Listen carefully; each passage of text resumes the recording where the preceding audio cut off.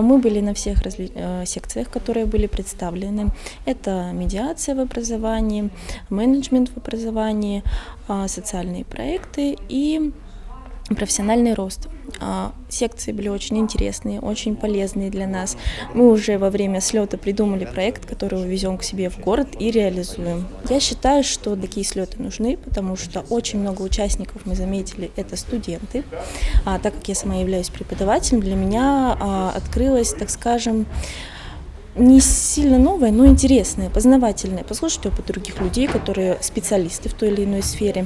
И я считаю, для саморазвития, самообразования педагогов такие слеты просто необходимы. И мы очень рады, что город Уфа нас поприветствовал очень доброжелательно, очень гостеприимно и рассказал нам очень много интересной и полезной информации для нас.